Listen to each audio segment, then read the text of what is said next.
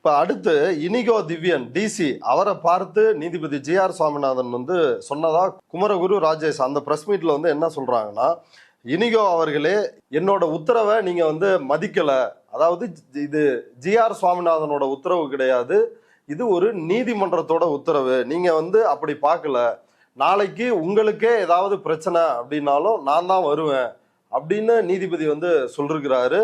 அதுவும் இந்து முன்னணியை சார்ந்த ராஜேஷ் அவர் இன்னும் ஒரு படி மேல போய் ஆட்சிகள் மாறும் காட்சிகள் மாறும், அன்னைக்கு நீங்கெல்லாம் தண்டிக்கப்படுவீங்க அப்படின்னு அவரும் வெளிப்படையாகவே மிரட்டல் விடுத்திருக்கிறார்.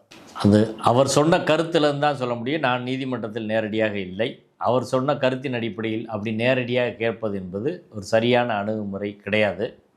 நீதிபதி அவர்கள் கண்டெம்ட் ப்ரொசீடிங்ஸில் எப்படி நடக்கணுமோ அப்படி அதில் நடந்துக்கிறல. அவர்கிட்ட கேட்கணும், நீங்கள் ஏன் உங்கள் உத்தரவை அமல்படுத்தலை, அவ்வளோதான். அதுக்கு பதில் மனு தாக்கல் பண்ணுங்கள், இவ்வளோ தான் முடிஞ்சு போச்சு. பதில் மனு தாக்கல் பண்ண பிறகு அது சாட்டிஸ்ஃபைடாக இருந்தால் க்ளோஸ் பண்ணணும், இல்லைன்னா சார்ஜ் ஃப்ரேம் பண்ணணும், அவ்வளோதான் அதில் விஷயம். அதை தாண்டி வேறு வார்த்தைகளை விடுவதற்கோ கேட்பதற்கோ அணுகுமுறை நீதிபதிகளிடம் அதிகாரம் இல்லை. நீதிபதிகள் தங்கள் அதிகாரத்தை அரசியல் சட்டத்துக்கு உட்பட்டு தான் பயன்படுத்தணும். Individual dignity of individual should be maintain அப்படின்றத ஆர்டிகல் 21 அதை நீதிமன்றத்தில் கடைபிடிக்கணும்.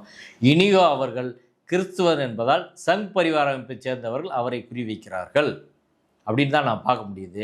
ஏன் இனிகோவை சொல்லக்கூடிய சங் பரிவார அமைப்பை சேர்ந்தவர்கள், இந்து முன்னணியை சேர்ந்தவர்கள் கமிஷனர் லோகநாதனை சொல்லலை, ஏன் கோயில் ஈவோவை சொல்லலை, ஏன் அவரை மட்டும் குறி வைக்கிறாங்க, என்ன காரணம்?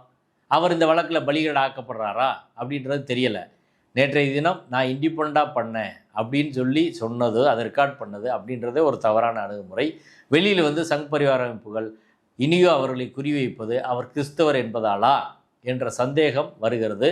ஏன்னா அந்த பிரச்சனை நடக்கிற போது டிசம்பர் 4 அவர் இவர்களை தடுக்கிற போது அவரை குறிவைத்து சமூக வலைத்தளங்களில் கிறிஸ்தவர் என்பதால் இதை தடுக்கிறார் என்று கேவலமான ஒரு பிரச்சாரத்தை சங் பரிவார அமைப்பை சேர்ந்தவர்கள் வெறுப்பு பிரச்சாரத்தை, குற்ற பிரச்சாரத்தை மேற்கொண்டார்கள்.